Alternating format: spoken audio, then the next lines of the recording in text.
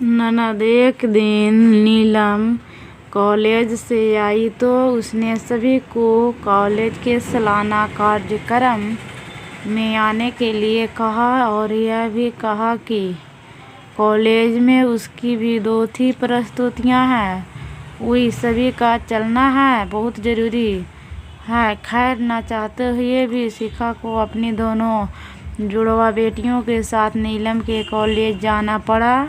कार्यक्रम की शुरुआत में गीत संगीत की कई प्रस्तुतियां हुई। उसके बाद मॉडलिंग राउंड शुरू हुआ। दर्शकों ने तालियों के साथ सभी का उत्साहवर्धन किया। मॉडलिंग में नीलम ने भी हिस्सा लिया था। आखिरी राउंड में नीलम साथ 4 और लड़कियों को सेलेक्ट किया गया, जहां सभी से जज द्वारा एक सवाल पूछकर विजेता घोषित करना था।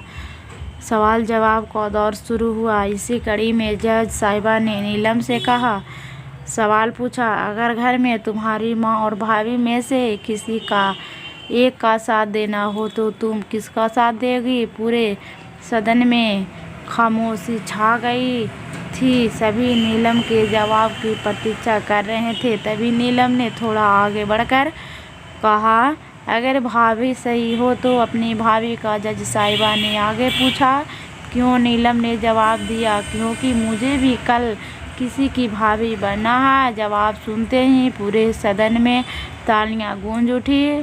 सभी नीलम की सोच और उसके सटीक जवाब की प्रशंसा कर रहे थे। नीलम को विजेता घोषित किया गया। पुरस्कार लेने से पहले नीलम ने सभी से कुछ कहने के लिए माइक थामते हुए कहा, हर बेटी अपनी माँ से बहुत प्यार करती है और माँ भी अपनी बेटी के दिल में सबसे करीब होती है। इसी तरह हमारे घर की बहू भी तो किसी की बेटियां हैं। आज हम किसी की बेटियां हैं, कल से किसी की भाभियां और बहुएं बनेगी। अगर कल से हमें कुछ दुख हुआ तो हमारी माँ को भी दुख होगा और इसी तरह हमारे घर की बहू को दुख हुआ तो उनकी माँ को भी दुख पहुँचेगा।